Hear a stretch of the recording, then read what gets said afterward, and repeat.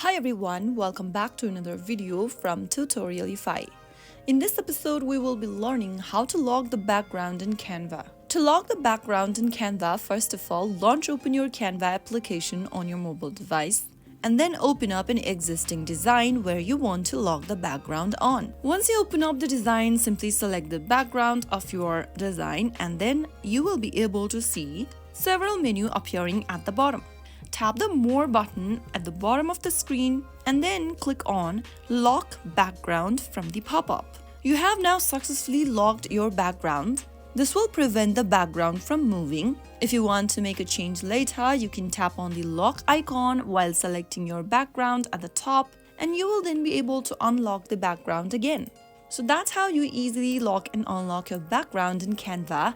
I hope you found the video to be helpful. If you did, make sure to give us a thumbs up and subscribe to Tutorialify for more Canva tips and tricks.